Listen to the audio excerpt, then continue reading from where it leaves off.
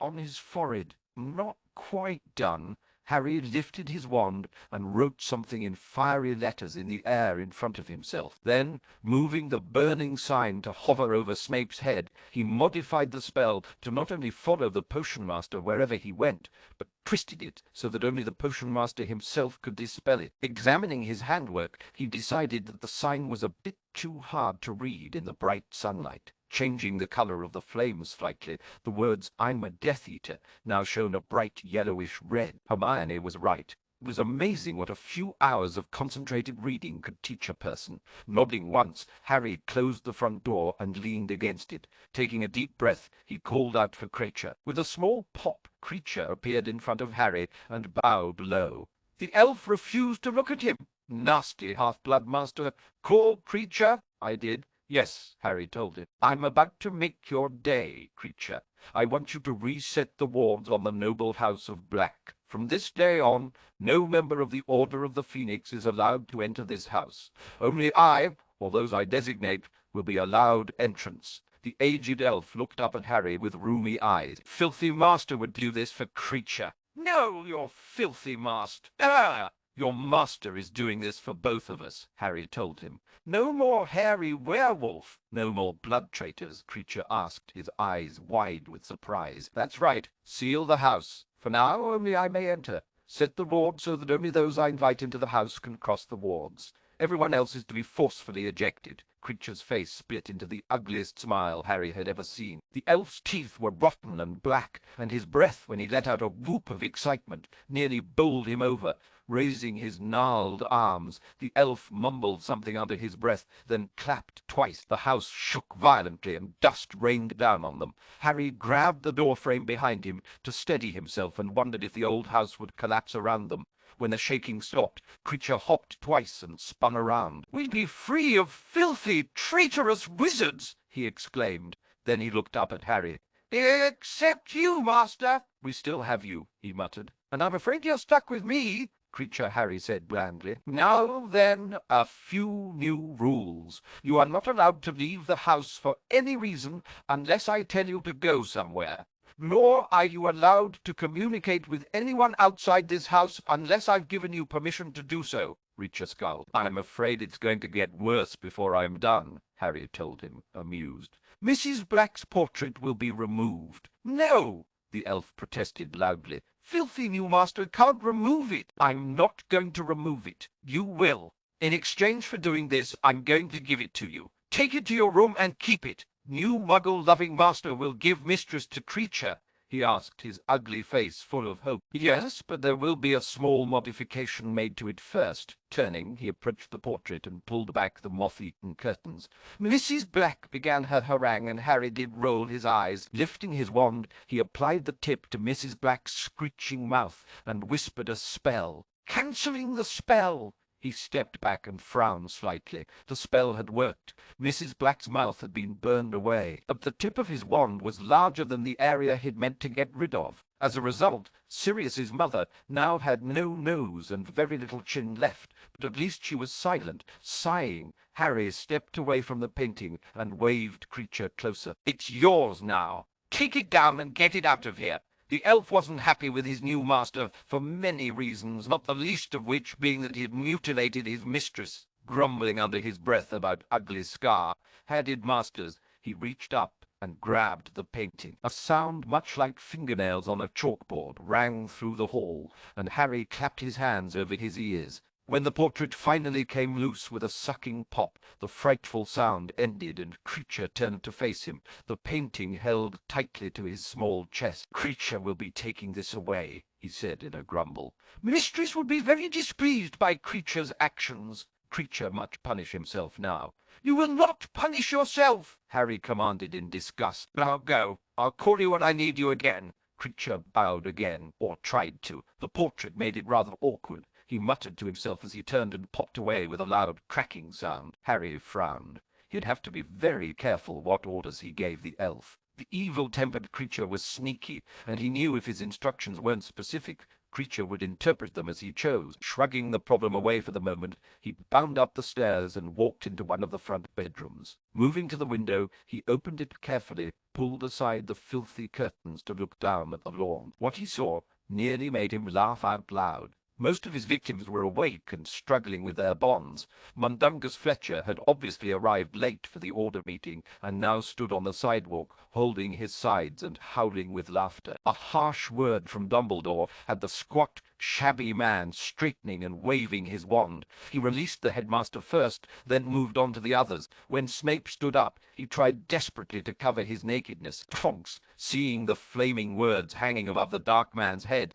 covered her mouth and pointed to it. Everyone turned to stare. Snape, not sure what was happening, looked up and his eyes widened in horror. "Headmaster!" he shrieked, doing a fine imitation of Mrs. Black. "Down! Give Severus your coat!" Dumbledore ordered. Then, checking several pockets in his robe, he scowled. "I seem to have misplaced my wand," Remus muttered angrily as Snape wrapped himself in the filthy overcoat Fletcher gave him. "Mine is missing too," Alpheus Doge growled. "And mine," Tonks said, glancing back at the house. "Hestia, Emmeline, Kingsley, Molly, and Daedalus all confirmed that their wands were missing."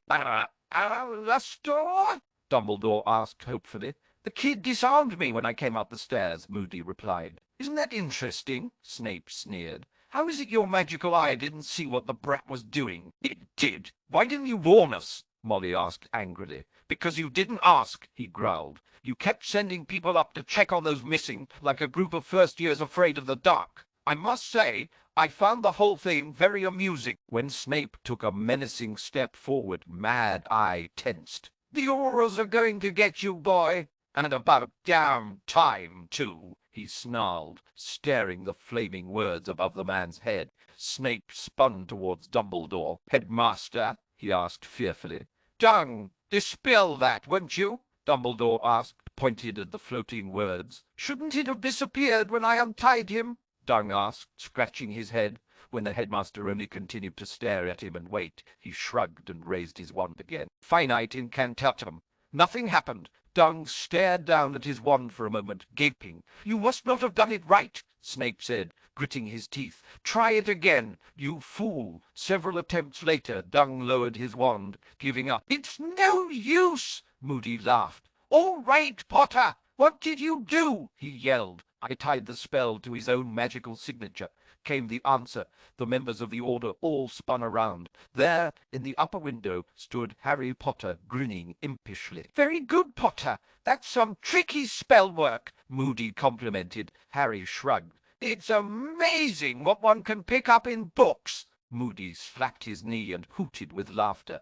"Alastor, do you mind?" Molly hissed. "Harry, where are our wands?" Tonks asked. "Here, in the house. I placed them all in the umbrella stand," he replied. "Underage magic is strictly prohibited. You'll be expelled for this, Potter," Snape ground out, though his eyes gleamed with pleasure. "I don't see any Ministry owls, Professor," Harry commented. "Interestingly enough, the Ministry doesn't seem to be able to detect the use of magic from headquarters." "Must be that pesky Fidelius charm." Smiling grandly, Dumbledore strode forward. "This has all been very amusing, Harry, but we do have a meeting to attend today. I'm afraid this game will have to continue another time." Reaching the front door, Dumbledore grasped the knob. The sound of a thunderclap rang through the yard, and the headmaster was thrown back 10 feet from the house.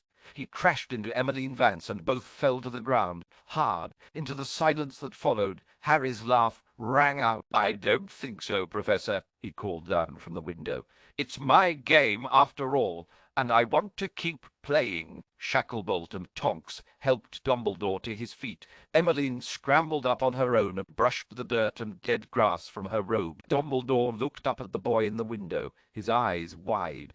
"But how?" "It's simple, really," Harry told him, leaning against the window frame. "I own the house now. I can't do anything about the Fidelius charm yet, but the other warding was easy enough to change." "How did you find out about that?" Snape asked. "I told him," Alastor said. Dumbledore spun around and faced the man, his gaze fierce. "Why? Would you do such a thing when you knew the boy was angry? There was no reason to hide it. Moody countered. You've all kept him in the dark, kept him a prisoner. Am I the only one who sees how wrong you've all been? As the argument on the lawn continued, Harry turned away from the window and called for Creature. Several minutes later, he leaned back against the window frame and braced himself. When the house began to tremble again, those out on the lawn watched fearfully. Harry? What's going on? Molly asked, alarmed. Are you all right? I'm fine, Mrs. Weasley. Oh, and by the way, here are your wands, he called back. Then, one by one, he snapped them and tossed them out the window until there was only one left in his hand. Several order members cried out and rushed forward, but there was nothing they could do. Rolling a piece of parchment into a tube, he then slid it over the last wand and gently levitated it out the window. Floating it down to Mad Eye, he lowered it enough that the man could reach out and pluck it from the air. Sliding the parchment off his wand, Moody unrolled it and read the note quickly. Mr. Moody, you've been truthful with me, and I owe you a great deal for the information you've given me. I may take you up on your offer of help in the coming days. I think I'm going to need it. The wards on the house have been reset, and you are allowed to enter. You will be evicted violently and automatically if you raise your wand on me, so be warned. As you say, constant vigilance. Harry, after incinerating the note, Moody looked up, a grin on his face. Understood, Potter? Turning away, he moved towards the sidewalk. Nodding, Harry reached up to close the window. This has been fun, but I do have other plans. Laughing heartily, he slammed the window shut and let the drapes fall closed. Where do you think you're going, Alastor? Dumbledore demanded. Home, old man. I've got things to do, Moody replied before apparating away. Now what do we do, Albus? Molly asked worriedly. Harry's all alone in that house. No, he has Creature, Dumbledore murmured. His eyes narrowed as he turned around and stared at the house. Just like Sirius, Tonks murmured quietly to Remus. Wrapping his arms around himself, Remus closed his eyes. New battle lines had been drawn, and he was very much afraid he'd chosen the wrong side. Entering his bedroom, Harry spotted the tray Remus had brought up earlier and realized how hungry he was. Sitting down at the desk, he grabbed a sandwich and began to eat. When he finished, he filled a cup with lukewarm tea and sipped thoughtfully as he glanced down at the homework still spread across his desk. Putting his cup down, he stacked his homework to one side, then reached into his pocket and pulled out the small notebook Remus had returned to him. Flipping through it quickly, he found where he'd left off and reached for his quill. If he was going to keep a record, he figured he might as well update the thing to include the events of the last few days. Ollivander's Diagon Alley, later that afternoon. At Snape's urgings, Dung had managed to transfigure his overcoat into something that resembled a robe. It also managed to blur the fiery sign over Snape's head and the tattoo. It was still there, but at least no one could read it. Opening the door, Dumbledore led the way into the darkened shop. Mr. Ollivander's head popped up from behind the counter, and his moon-like eyes widened at seeing how many people had entered. Albus, Mr. Ollivander breathed. What has happened to bring you and your group to my shop? Gabriel Dumbledore said with a nod. I'm afraid we've run into a spot of trouble. Gabriel Ollivander's eyes narrowed as he scanned the group. His gaze stopped on Snape and his lips twitched. Nice sign work, he commented. Turning back to Dumbledore, he smirked. I see you've had a run-in with Mr. Potter. How did you know? Molly exclaimed. Snape's jaw tightened. Tonks, standing next to him, shuddered. She could hear his teeth grinding. That brat has snapped our wands, Snape snarled. Severus Snape's eyes snapped to Dumbledore's, then down at his feet. Turning away from his potion master, Dumbledore smiled at Ollivander. It was simply a game that got out of hand, he explained. I'm afraid we'll all need new wands, Game, Ollivander asked. You are mistaken, Headmaster. The remnants of Potter's anger surrounds you. No, this was no game. Albus frowned and straightened his shoulders. We haven't much time, Gabriel. If we could begin, please. Let's begin with you then, shall we? Ollivander asked. When the headmaster nodded, he shuffled toward a shelf and began to mutter to himself. Hickory, I believe. 12 inches. Early morning, Tonks' apartment. Remus rolled over onto his back and stared up at the ceiling. It made his home at Grimmauld, somehow thinking it brought him closer to Sirius. When Harry had evicted the Order, he'd quickly found himself homeless. Tonks had offered to let him sleep on her couch, and, having no place else to go, he had accepted. They'd both decided to call it an early night, but Remus was unable to sleep. He'd been shifting around on the uncomfortable sofa for several hours as thoughts of Harry careened through his mind. Dumbledore had stood up for him for so long, even going so far as to give him a teaching position, that Remus felt he owed the man. But after reading Harry's notebook and seeing Dumbledore's high-handedness for himself, he found himself doubting the leader of the Order for the first time. He'd been shocked at the depth of Harry's anger, but as he thought about it, he realized how naive he'd been. The young man had been through hell, and not just at home with his relatives. His experiences at Hogwarts alone would have been enough to cause any 15-year-old to lash out. Yet Harry had handled everything thrown at him with a maturity and level-headedness not normally found in one so young. He'd managed to survive each meeting with Voldemort, something not many adult, fully trained wizards could claim. But at the end of Harry's 5th year, the events leading up to and including Sirius's death had caused a profound change in the boy, and Remus wasn't so sure anymore that Harry wasn't right in making those changes. Everything Harry had said about both the Ministry and the Order's reactions to Voldemort's return were correct. They really weren't doing all they could to prepare Harry, or to take the fight to the Dark Lord. Fear might have had something to do with it, at least when it came to the Ministry, but Remus couldn't wrap his mind around Dumbledore being afraid of Voldemort. They'd always been told it was the other way around, and why hadn't Dumbledore begun training for Harry? Remus didn't count Snape's occlumency lessons as any sort of real training. If what Harry said was correct, the man only made things worse, and may have been one of the reasons Sirius was now dead. Remus closed his eyes tightly at the thought of Sirius. He would be more than disappointed if he knew that Remus had sided with Dumbledore over his godson. He didn't want to think about what James and Lily would have said. When the bedroom door opened and Tonks walked into the living room, Remus realized he hadn't noticed the steady lightening of the sky through the window. Frowning, he sat up tiredly, startling Tonks. "Damn, Remus! I forgot you were here!" she exclaimed, clutching a hand to her heart. "Sorry! I didn't mean to startle you." She waved his apology away and looked at him carefully. "You look like shit. Didn't you sleep?" Shaking his head, he ran a hand through his graying hair. "No, I couldn't stop thinking about Harry." "Don't worry. Dumbledore will figure out how to get him out of headquarters. I still can't believe he snapped our wands. I know he had it rough at home, but that's no reason to take it out on us. We've done everything to help him, and he's treating us like we're the enemy," she groused as she walked into the kitchen. With a few flicks of her wand, she had tea ready. "I think we might be," Remus told her quietly. "What?" "Remus, you can't be serious," she said, coming out of the kitchen with 2 cups of tea. "What have we done that's so terrible?" She handed him one of the cups and sat down next to him on the couch. He sipped his tea, then looked at her. He didn't want to come to headquarters. Why would he? Most of his memories of that place are tied up with Sirius. His godfather has been dead for a few short weeks. Why would he want to be reminded of that? "I loved him too, Remus," she said sadly. "But you don't see me throwing a fit and hurting the people trying to help me." "No one forced you to go to headquarters against your will, either. How many people asked how you were doing after Sirius died? How many people have checked on your well-being in the last few weeks? No one bothered to do that with Harry. Dumbledore insisted he needed to be left alone to grieve." "Everyone grieves differently," she explained. "Yes, but if Harry had been allowed visitors, we would have known about his situation at home much sooner. Haven't you ever wondered why Dumbledore insisted that no one speak to Harry? Not just this year, but every year since he started Hogwarts." "Not really. I assumed he had his reasons," she said, shrugging. Remus closed his eyes and shook his head. "Now I understand what Harry meant. What are you talking about?" "Never mind," he said, standing up. He put his cup down on the table next to the couch and stared down at her. "Thank you for the use of the couch, Tonks. You're leaving?" she asked, puzzled.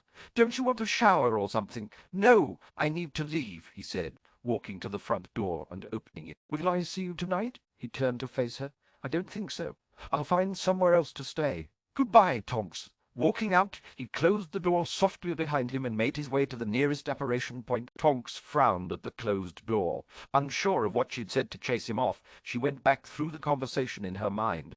Unable to figure it out, she sat back on the couch and took a sip of tea. She wasn't sure when she'd fallen in love with Remus. It had been so gradual, she almost hadn't noticed it. She had invited him to stay with her in the hopes that she'd be able to make him see that she wasn't just a girl with a crush, but a woman who understood what real love was. Sitting forward, she put her cup on the coffee table and all but growled. The situation with Harry had ruined her plans, and she wasn't pleased. Standing, she walked towards the bedroom. The Order was going to meet today to discuss the situation. Perhaps Dumbledore would come up with a solution. Author's note: if your fingers are itching to hit the review button to tell me all the things I screwed up in canon, bite me. If you've ever read any of our stories, you know better than that. Did I screw with canon? Yep, and very happily. Why? Because it suited my perverse sense of humor. See, I like to imagine all those canon freaks out there frothing at the mouth, ready to point out every instance where I got it wrong, only to keel over onto the floor, throwing a tantrum to rival a 4-year-old, when I nod calmly and say, "Yep, and I did it on purpose. So Nina, boo, boo! You know the drill, boys and girls, ladies and gentlemen, perverts and prudes. Review or no cookies for you."